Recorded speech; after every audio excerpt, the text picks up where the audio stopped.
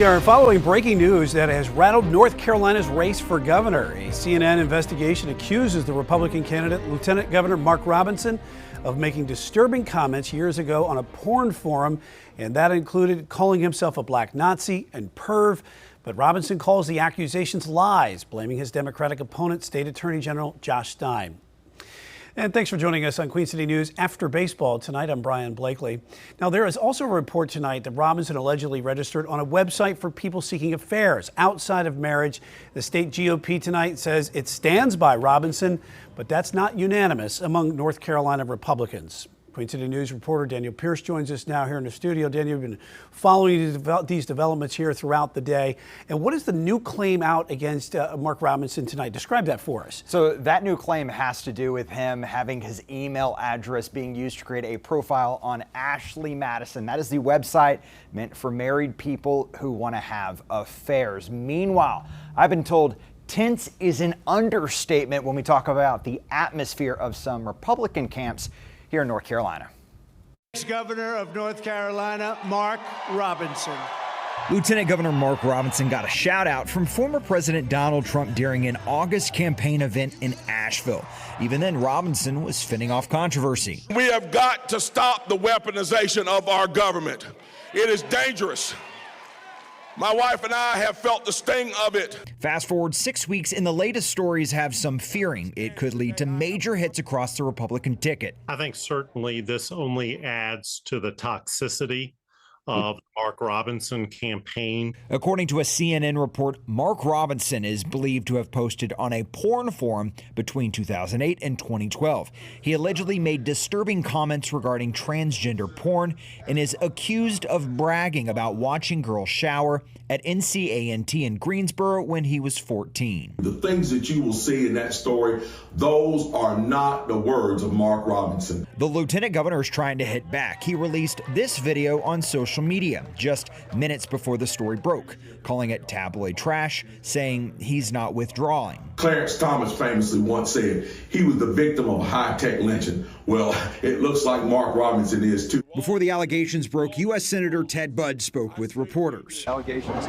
true, concerning, but we don't have any facts. So we're trying to wait through the weekend and kind of get everything together. Late Thursday, the NC GOP issued a statement saying the party was standing by Robinson. Before this news, the lieutenant governor faced an uphill battle in the race for governor.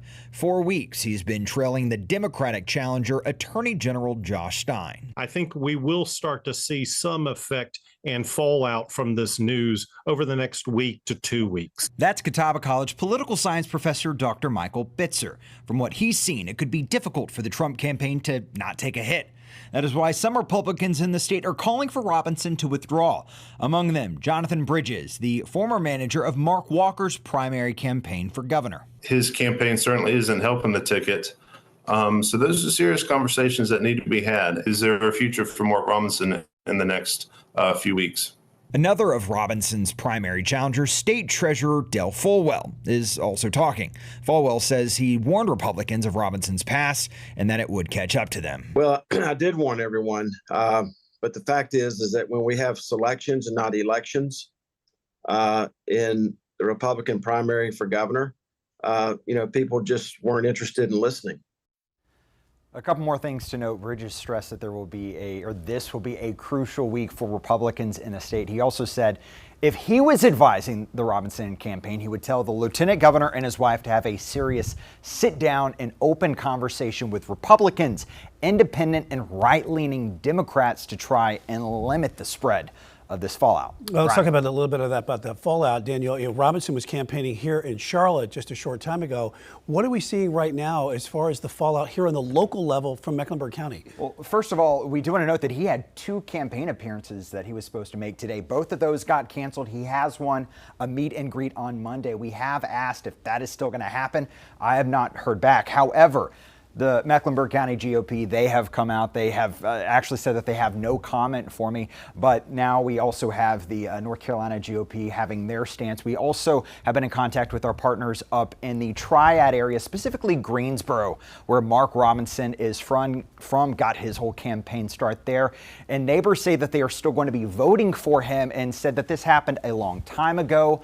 Keep in mind, only 12 years ago. Now, Dr. Bitzer did tell me that the campaign, they're going to be doing their best to try and control the narrative. But if you remember, his campaign has been very hostile with the media throughout his entire time in politics.